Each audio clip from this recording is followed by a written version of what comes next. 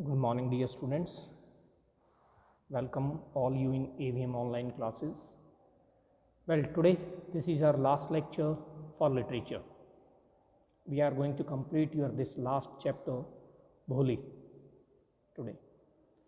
Well, before we start reading, let us recapitulate the previous lectures part. ये कहानी है एक बच्ची की, छोटी लड़की की, जिसका नाम है भोली, और ये उसका नाम है उसके भोलेपन की, उसके दिमागी रूप से कमज़ोर होने की वजह से।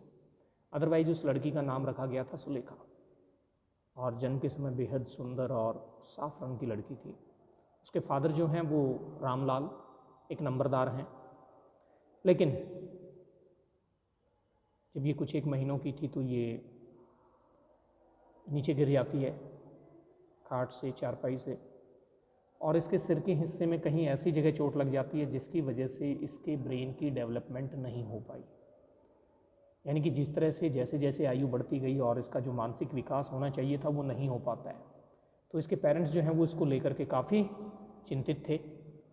हालांकि ये अपने फादर की सबसे छोटी बेटी है। इसके अलावा घर में 6 बच्चे और हैं। 3 इससे बड़ी बहनें हैं इसकी, 3 भाई हैं, और सारे के सारे बिल्कुल सही हैं। और जो सबसे बड़ी बहन है इसकी, उसकी शादी भी हो चुकी है। लेकिन इसके फादर जो हैं वो इसको लेकर के परेशान हैं, क्योंकि एक तो ये दिमागी रूप से जो है वो कमज़ोर रह जाती है। दूसरी, जिस समय इसकी आयु लगभग 2 वर्ष के आसपास थी, उस समय इसे स्मॉल पॉक्स, छोटी माता जिसे कहा जाता है, वो बीमारी हो जाती है, जिसकी वजह से इसके पूरे शरीर के ऊपर काले काले धब्बे हो जाते हैं। तो इसलिए जो है इसका वो जो गुड लुकिंग और जो फेयर कलर था वो भी अगली फेस में चेंज हो जाता है। तो इसलिए जो है ये अपने पेरेंट्स के लिए जो है एक चिंता का विषय है। और फिर कुछ ऐसा होता है कि इनके गांव में जो है तहसीलदार साहब एक स्कूल, लड़कियों के स्कूल के उद्घाटन के लिए आते हैं, और वो रामलाल को एनकरेज करते हैं कि वो एक गवर्नमेंट का प्रतिनिधि होने के नाते अपनी बच्चियों को भी जो है उस स्कूल में भेजे। तो इस बात को लेकर के जब रामलाल अपनी वाइफ के साथ कंसल्ट करता है तो वो काफ़ी गुस्सा करती है, चिल्लाती है कि मूर्ख हो तुम, पागल हो गए हो कि अगर लड़कियों को स्कूल भेजेंगे तो शादी कौन करेगा उनसे। क्योंकि ये जिस समय की बात की जा रही है उस समय शायद कुछ इस तरह का ऐसा माहौल रहा होगा, चीज़ें जो हम अपने सुनते हैं, जानते हैं। तो फिर ये फाइनली फैसला करते हैं कि भोली को भेज देते हैं, कि वैसे भी जो है बहुत ज़्यादा कुछ प्रोग्रेस के चांस नहीं है, और इसकी चिंता जो है वो स्कूल के अध्यापिकाएँ करें, उनके ऊपर डाल दिया जाता है कि इसे भेज दिया जाता है। और उसे तैयार करके और बढ़िया कपड़े पहना करके, नहला धुला करके जो उसे स्कूल ले जाया जाता है। तो वहाँ जो है जब उसे एक कमरे में, एक क्लासरूम में कोने में बिठा दिया जाता है, और जब उसकी टीचर उससे उसका नाम जानना चाहती है तो बच्ची जो है वो हकलाती है। हकलाने की भी समस्या है इसके साथ, और वो अपना नाम भी नहीं बता पाती सही तरीके से। तो दूसरी जो बच्चियां हैं वो मजाक उड़ाती हैं, हंसती हैं, तो रोने लगती है लड़की। उसके बाद फिर जब स्कूल की बेल होती है, मे बी ऑफ रिसेस, और तो बाकी सारी लड़कियां जो हैं तुरंत क्लासरूम से बाहर भाग करके चली जाती हैं अपना खेलने के लिए, और ये वहीं बैठी रहती है, रोती रहती है। तो अध्यापिका इसके पास आती है, आकर के बड़े प्यार से इससे इसका नाम पूछती है। तो उसके उस व्यवहार से प्रभावित होकर के ये कोशिश करना चाहती है अपना नाम बताने की, लेकिन पूरा नाम नहीं बता पाती है, भो भो कह रही है। तो उस समय इसकी टीचर इसे एनकरेज करती हैं और कहती हैं शाबाश शाबाश, बहुत अच्छा बेटा, बोलो। और ये फाइनली अपना नाम भोली बता देती है। तो इसकी टीचर फिर उसे जो है शाबाशी देते हुए, पीठ थपथपाते हुए, और कहती हैं कि अगर तुम ऐसे ही कोशिश करोगी तो दूसरों की तरह बोल पाओगी, अपने मन से डर को निकाल दो। तो लड़की जो है उसकी तरफ देखती है, मानो उससे पूछना चाहती हो, अपनी अध्यापिका से पूछना चाहती हो, क्या वास्तव में, रियली, क्या ऐसा होगा। तो अब हम आगे बढ़ते हैं कि स्कूल क्या चेंज लेकर के आता है, और उस टीचर के साथ उसकी बॉन्डिंग उसमें क्या बदलाव लाती है। Yes yes, it will be very easy, you just come to school every day, will you come. कहती है हाँ हाँ बिल्कुल, बहुत आसान है ये, तुम बस रोज स्कूल आया करो। विल यू कम, क्या तुम आओगी। भोली नॉडेड, भोली सिर हिला देती है। नो, से इट लाउड, ऐसे नहीं, जोर से कहो, yes. And Bholi herself was astonished that she had been able to say it. और भोली जो है वो खुद हैरान थी अपने आप के इस जवाब से कि वो बोल पाई, वो जवाब दे पाई, वो हाँ में जवाब देती है। डिडेंट आई टेल यू, कहा नहीं था मैंने तुम्हें? नाउ टेक दिस बुक, अब इस बुक को ले लो। The book was full of nice pictures and the pictures were in colour, dog, cat, goat, horse, parrot, tiger and a cow just like Lakshmi. और उसकी अध्यापिका जो है उसे एक किताब देती है, एक बुक देती है कि इस बुक को ले लीजिए। और जो बुक थी वो बहुत बहुत अच्छी सुंदर पिक्चर्स के साथ, तस्वीरों के साथ भरी हुई थी, बड़ी कलरफुल पिक्चर्स थी उसमें। और किस तरह की चीज़ों की? Dog, cat, goat, horse, parrot, tiger, cow, बिल्कुल वैसी जैसी उनकी अपनी गाय लक्ष्मी थी। And with every picture was a word in big black letters, और हर एक तस्वीर के साथ बड़े बड़े अक्षरों में जो है एक शब्द लिखा हुआ था, एक वर्ड था। In 1 month you will be able to read this book, और उसके टीचर उसे कहती है कि 1 महीने में ही तुम इस बुक को पढ़ने के काबिल हो जाओगी। Then I will give you a bigger book, उसके बाद मैं फिर तुम्हें एक बड़ी किताब दूंगी। Then a still bigger one, और फिर उसके बाद एक और उससे भी बड़ी। In time you will be more learn than anyone else in the village, और फिर इस तरह से जो है समय के साथ तुम इतनी ज़्यादा सीख जाओगी, इतनी ज़्यादा इंटेलिजेंट हो जाओगी कि इस गांव में दूसरा कोई नहीं होगा, या कोई दूसरा जो है इस गांव में जितना जो बुद्धिमान है उसकी तरह से बिल्कुल। Then no one will ever be able to laugh at you, और फिर उसके बाद कोई भी कभी भी तुम्हारे ऊपर जो है हंसेगा नहीं, तुम्हारा मजाक नहीं उड़ाएगा। People will listen to you with respect and you will be able to speak without the slightest stammer, understand.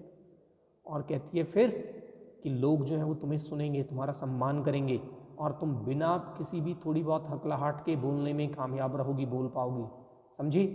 Now go home and come back early tomorrow morning, और फिर उसे कहा जाता है कि अब तुम घर जाओ और कल सुबह जल्दी आना वापस। Boli felt as if suddenly all the bells in the village temple were ringing and the trees in front of the school house had bloomed into big red flowers. और भोली को ऐसा महसूस हुआ कि मानो अचानक से जो है गांव का जो मंदिर है उसकी सारी घंटियां जो है वो बजनी शुरू हो गई और रिंग हो रही हैं, और जो पेड़ उसके सामने हैं, स्कूल के सामने थे, घर के सामने जो पेड़ हैं उनके ऊपर लाल लाल रंग के फूल जो हैं वो खिल गए हैं। Her heart was throbbing with a new hope and a new life, और उसका दिल जो है वो एक नई उम्मीद और एक नए जीवन के साथ धड़क रहा था।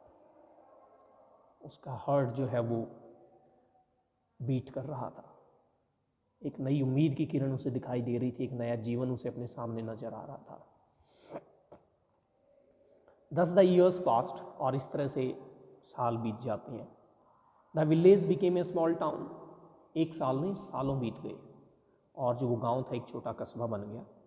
The little primary school became a high school, और जो प्राइमरी स्कूल खोला गया था उसे हाई स्कूल अपग्रेड कर दिया जाता है, वो हाई स्कूल हो गया। There were now a cinema under a tin shed and a cotton ginning mill, और वहाँ जो है एक सिनेमा भी था टीन शेड के नीचे, एक कॉटन गिनिंग मिल जिसमें से रॉ कॉटन को और उसके सीड्स को अलग किया जाता है, इस तरह की एक मिल जो है वो भी वहाँ है। The mail train began to stop at their railway station, और जो मेल ट्रेन है जिसमें डाक वगैरह आती है वो ट्रेन अब वहाँ उनके रेलवे स्टेशन पर वहाँ रुकना शुरू हो गई थी, वो ट्रेन वहाँ रुकती है, यानी कि पहले ऐसा नहीं हुआ करता था। One night after dinner Ramlal said to his wife, और एक रात डिनर के बाद रामलाल जो है वो अपनी वाइफ को कहता है, then shall I accept Bishambar's proposal, तो क्या फिर मुझे जो है बिसम्बर का जो प्रस्ताव है वो स्वीकार कर लेना चाहिए। Yes certainly his wife said, और उसकी वाइफ कहती है बिल्कुल निश्चित रूप से। Bholi will be lucky to get such a well to do bridegroom, और भोली जो है वास्तव में भाग्यशाली है एक ऐसा दुल्हा पा करके। ए बिग शॉप, बहुत बड़ी दुकान है उसकी। A house of his own, खुद का एक घर है उसका। And I hear several thousand in the bank, और मैंने सुना है कि हजारों उसके बैंक में भी जमा है। Moreover he is not asking for any dowry, और फिर सबसे बड़ी बात है कि वो कोई डॉरी भी नहीं मांग रहा है, दहेज भी नहीं मांग रहा है, ठीक है। यानी कि इस तरह का एक well to do bridegroom, well to do rich bridegroom दूल्हा, यानी कि वास्तव में बहुत भाग्यशाली है कि उसे एक इतना अमीर दूल्हा मिल रहा है जिसकी एक बड़ी दुकान है, घर है, और हजारों रुपए उसके बैंक में जमा हैं, और फिर सबसे बड़ी बात जो है कि कोई डाउरी की डिमांड नहीं है, कोई दहेज की मांग नहीं है. That's right, but he is not so young, you know, almost the same age as I am, and he also limps. तो रामलाल कहता है वो तो ठीक है, लेकिन वो इतना जवान नहीं है, यंग नहीं है, और तुम जानती हो इस बात को भी कि उसकी एज बहुत ज़्यादा है, लगभग वो मेरी सी एज का है. And he also limps, limps लंगड़ा करके चलता है. Moreover the children from his first wife are quite grown up, और इससे भी बढ़ करके उसकी जो पहली वाइफ के जो बच्चे हैं वो भी काफ़ी बड़े हैं.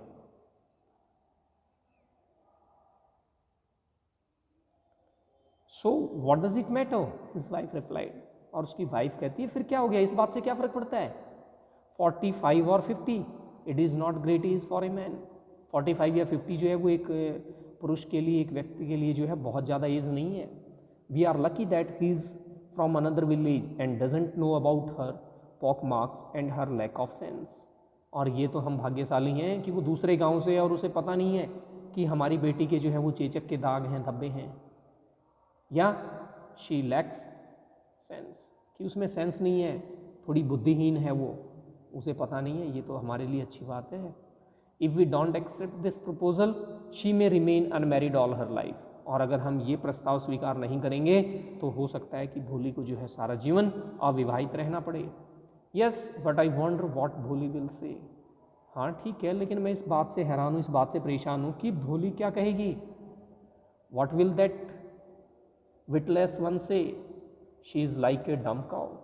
तो उसकी वाइफ जो है, रामलाल की वाइफ, वो कहती है विटलेस है, वो तो बुद्धिहीन है, मूर्ख है.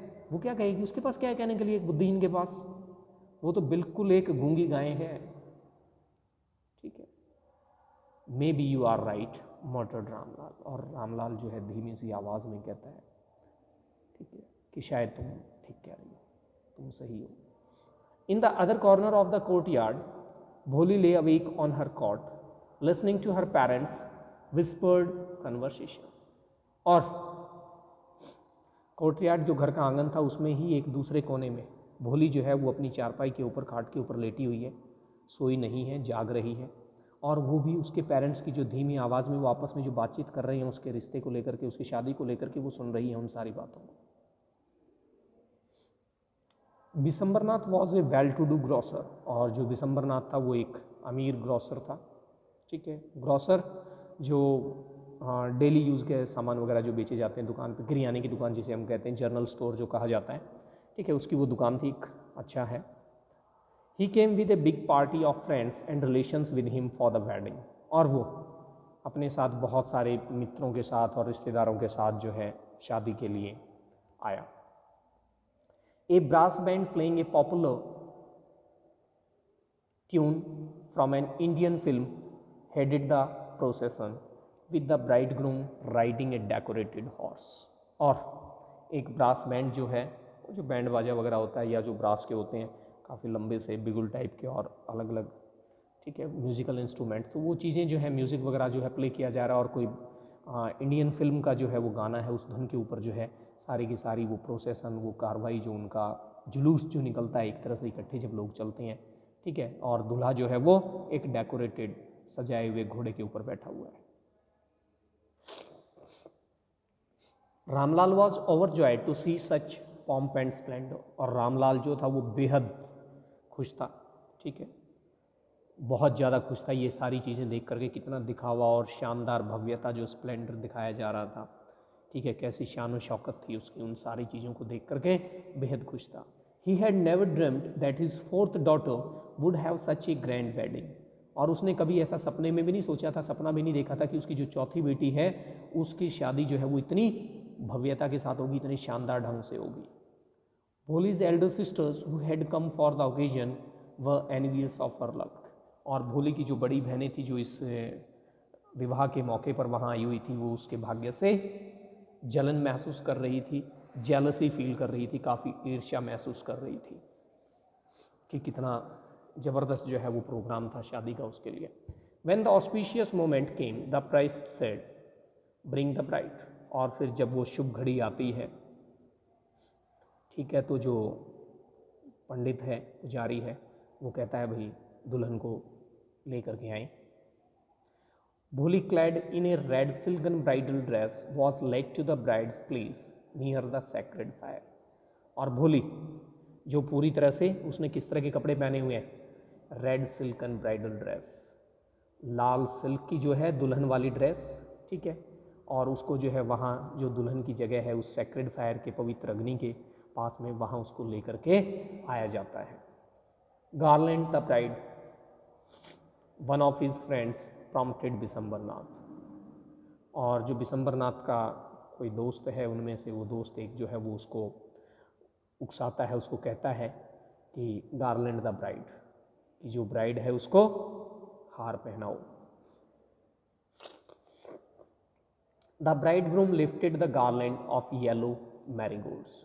तो जो दूल्हा है वो येलो मैरीगोल्ड्स का, ये जो हमारे पीले रंग के जो फूल होते हैं गेंदे के, इनसे बना हुआ जो माला है, जो हार है, वो उठाता है। A women slipped back the silken veil from the bride's face. और एक महिला जो है वो उस दुल्हन के चेहरे से जो सिल्कन वेल है, जो पर्दा किया जाता है, घूंघट किया जाता है, उसको हटा देती है वो। बिशंबर टुक अ क्विक ग्लांस, और बिशंबर की एक तेज निगाह उसके ऊपर पड़ती है। The garland remained poised in his hands, और वो जो गार्लैंड जो उसने हार लिया हुआ था उसके गले में डालने के लिए, वो उसके हाथों में ही रह जाता है। The bride slowly pull down the veil over her face, और जो दुल्हन है वो धीरे से अपना घूंघट अपने चेहरे के ऊपर खींच लेती है। Have you seen her, said Bishambar to the friend next to him. तो बिशंबर जो उसके पास में ही उसका जो दोस्त है, एक मित्र है, उससे कहता है हैव यू सीन हर, देखा तुमने उसे? She has pock marks on her face, उसके चेहरे के ऊपर चेचक के निशान है। So what, you are not young either. तो उसका मित्र है वो उसे कहता है फिर क्या हुआ भाई, तुम भी तो जवान नहीं हो, यंग नहीं हो। मे बी, हो सकता है, but if I to marry her father must give me 5000 rupees. और कहता है कि अगर मुझे उससे शादी करनी है, मैं उससे शादी तभी करूंगा जब उसके फादर जो है मुझे 5000 रुपये देंगे, 5000 रुपीज़ देंगे। Ramlal went and placed his turban his honour at Bishambar's feet. और रामलाल जो है वो उसके पास, बिशंबर के पास, दूल्हे के पास जाता है, अपनी पगड़ी उतार करके, अपने सम्मान को उतार करके उसके पैरों में रखता है। कहता है डू नॉट ह्यूमिलेट मी सो, कि मेरी इतनी बेइज्जती मत करो, इतना अपमानित मत करो मुझे। टेक 2000 रुपीज़, 2000 रुपये ले लो, कोई बात नहीं। नो 5000 और we go back, keep your daughter. कहता है नहीं, 5000 रुपये लूँगा, अदरवाइज हम वापस चले जाएंगे, और रखो तुम अपनी बेटी को। Be a little concentrate please, if you go back I can never show my face in the village. कहता थोड़े ही तो दया दिखाओ, थोड़ा हाँ समझो, समझदारी दिखाओ तुम प्लीज़। अगर तुम वापस चले गए तो मैं फिर गांव में कभी भी चेहरा नहीं दिखा पाऊंगा। Then out with 5000। कहता फिर ठीक है, 5000 रुपये निकालो। Tears streaming down his face, Ramlal went in, open the safe and counted out the notes. और उसके बाद जो है आंसू बह रहे हैं उसके चेहरे से, आंखों से आंसू बहने शुरू हो जाते हैं चेहरे के ऊपर से नीचे आते हुए। रामलाल अंदर चला जाता है, वहाँ जाकर के अपनी सेफ तिजोरी को खोलता है, उसमें से नोट निकालता है, उनको काउंट करता है। He place the bundle at the bridegroom's feet, और उसके बाद वो नोटों का जो बंडल है वो जाकर के दूल्हे के पैरों में रख देता है।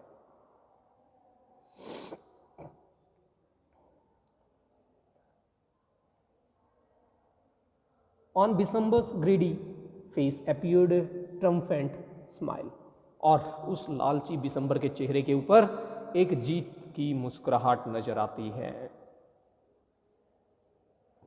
एक विजयी मुस्कुराहट। He had gambled and won, कि उसने एक जुआ खेला और वो जीत गया, एक चाल चली उसने यानी।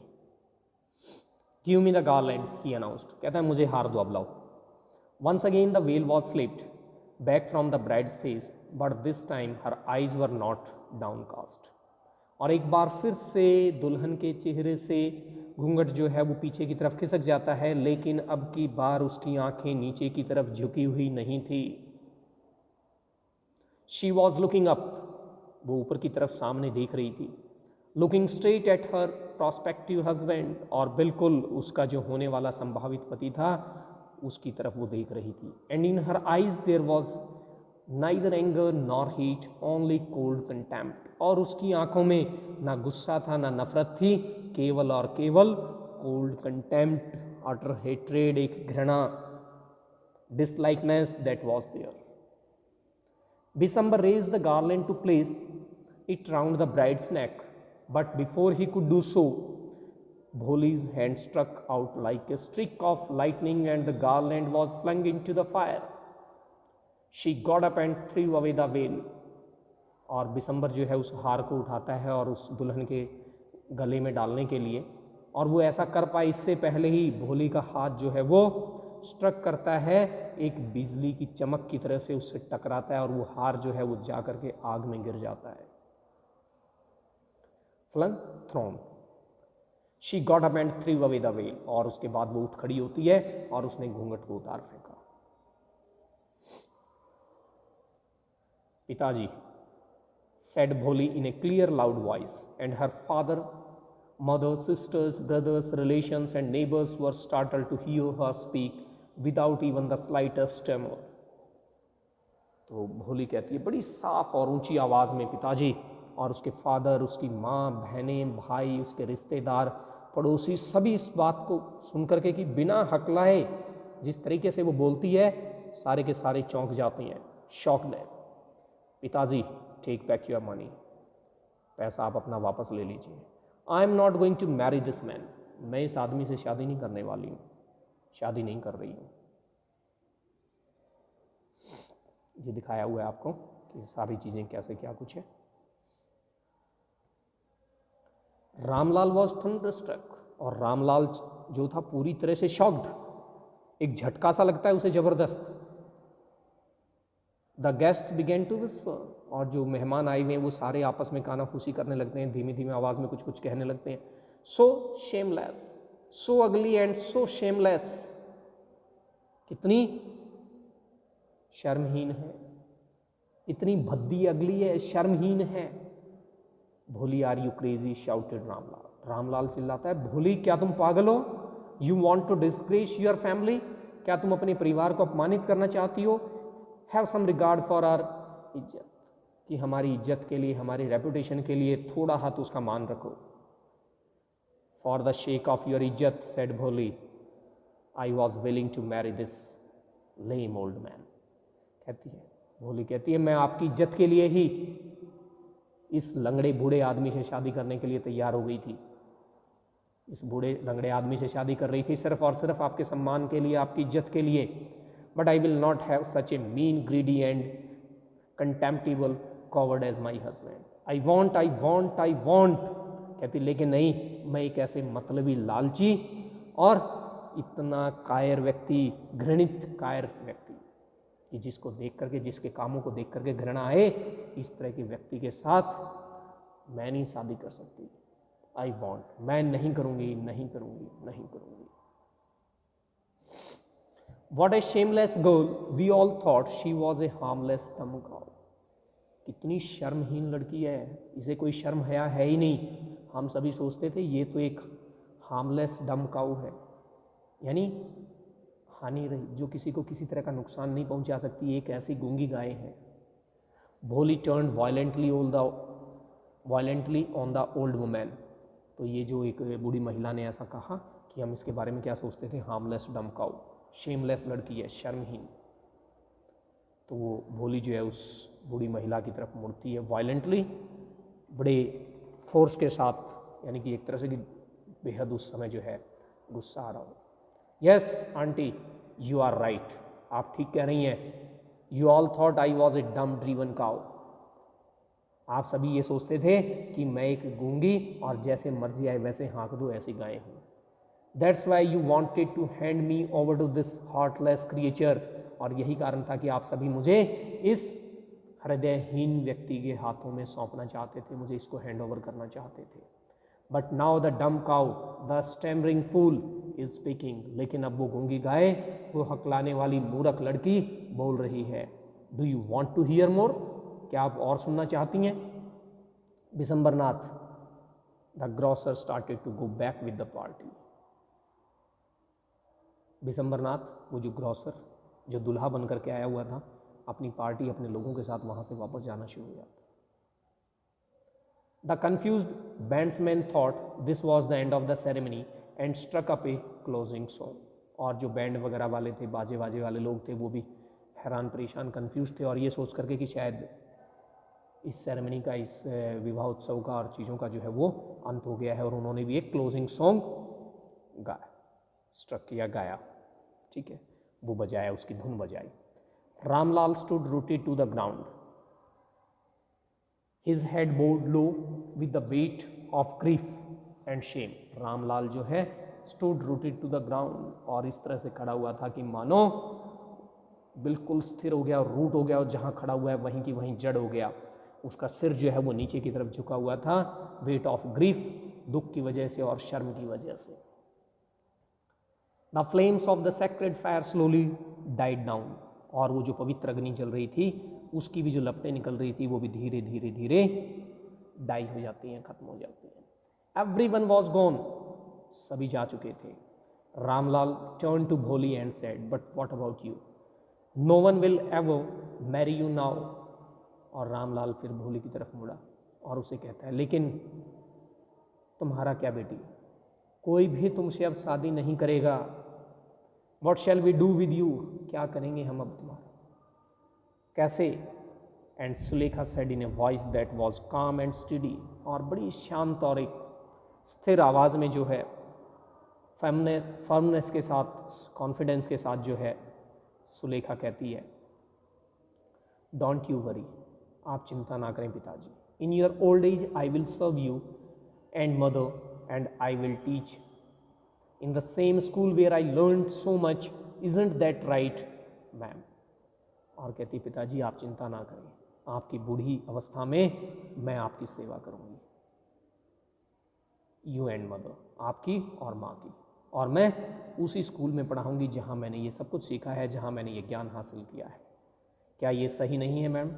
जो उसकी टीचर है, जो अध्यापिका है, वो भी उस समय वहाँ है। The teacher had all along stood in A corner watching the drama, और वो अध्यापिका जो है एक कोने में खड़ी होकर के और इस सारे ड्रामा को, सारे नाटक को देख रही थी। यस भोली, ऑफ कोर्स, कहती, हाँ भोली, बिल्कुल, क्यों नहीं, she replied, and in her smiling eyes was the light of a deep satisfaction that an artist feels when contemplating the completion of her masterpiece. और ये जो उसकी टीचर है, उसकी उन स्माइलिंग आईज में एक ऐसा प्रकाश, एक ऐसी रोशनी दिखाई दे रही थी जो ये दिखाती है कि वो डीपली सेटिस्फाइड थी, काफ़ी अपने आप को संतुष्ट महसूस करती हैं। और कैसा संतोष, कैसा सेटिस्फैक्शन, जो एक आर्टिस्ट जब उसका कोई मास्टरपीस कंप्लीट हो जाता है और उसके बारे में उसका वो चिंतन करे, उसके बारे में वो काफ़ी कुछ सोचे विचारे, कुछ बताए, तो अपने उस मास्टरपीस को लेकर के एक आर्टिस्ट जिस तरह से फील करता है, बिल्कुल यहाँ वो टीचर भी वैसा ही फील कर रही थी कि उसकी एक शिष्या किस तरह से और कैसे अपने जीवन में जो है वो मुकाम पा लेती है जो एक असंभव सा लगने वाला था, यानी कि उसने उसको पूरी तरह से बदल दिया था और वो एक सम्मानजनक जीवन जीने लायक बन गई थी। तो that's all. K.A. Abbas, the author of this story, and a very easy and message giving story this is. तो इसको आप अच्छे से पढ़ लें, कहीं किसी प्रकार की कोई भी दिक्कत आती है आप पूछ लें, कॉल करें, डिस्कस करें, ठीक है। क्वेश्चन आंसर्स आपको भेज दिए जाएंगे। Try to complete all the questions, जो भी आपको टेक्सचुअल क्वेश्चंस दिए जाते हैं, एडिशनल क्वेश्चंस दिए जाते हैं, सारे के सारे आप लिख लें, ठीक है। उसके बाद फिर हम जो है अब आगे राइटिंग सेक्शन, हमारे पास एक पैराग्राफ वाला, आर्टिकल वगैरह वाला टॉपिक रहता है, वो स्टार्ट करेंगे हम, and later on we will do the grammar work, ठीक है। और साथ के साथ फिर हम लिटरेचर का रिवीजन भी स्टार्ट करेंगे। Till then have a very nice time and thanks, enjoy yourself.